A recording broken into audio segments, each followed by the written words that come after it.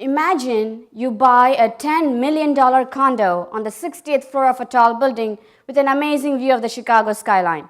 You're at your home, you start eating, and you see the wine in your glass sloshing. You look outside the window and you can see the building moving and you start feeling woozy. What would you do? You would freak out, right? Well, my husband was no different.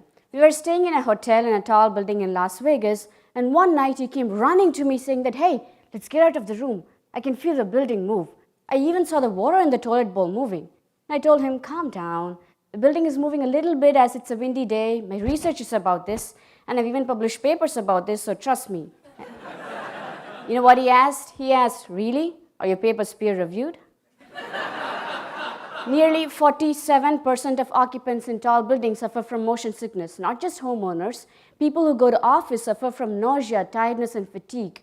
This affects their work performance, and according to recent research, it leads to a loss of nearly $3 million annually for a single tall building. In my research, I create a set of guidelines that engineers can use to find out the acceptable levels of building motion that does not cause motion sickness. So you may ask me, whoa, wait a minute, Monica, so you're telling us that so far there are no guidelines for how much a building can move? Well, no. Currently, there are no internationally acceptable guidelines, and that is exactly why my research is critical. The second question you may ask me is, well, in that case, why don't you just make the building strong so that it doesn't move at all, right?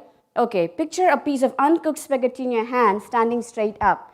Give the spaghetti a little slap. Most likely it'll break. Now picture the same piece of spaghetti cooked and dangling from your fingertips. This time you can slap the spaghetti all you want. It's just going to flop around and not break. The lesson? You got to bend if you don't want to break, and that is exactly why tall buildings are allowed to sway a little in the wind to make them more resilient. Given all these constraints, my research follows 3 stages. 1, we make people sit in a motion simulator to create the feeling of real building movement and collect data about their symptoms.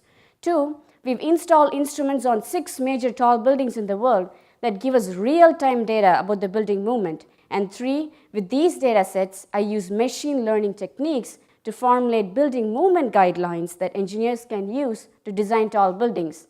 This way, my research will ensure the well-being of every single person who lives and works in a tall building. So the next time you feel cranky while working in a tall office building, you don't have to blame your job. It's possibly just a wobbly skyscraper. Thank you.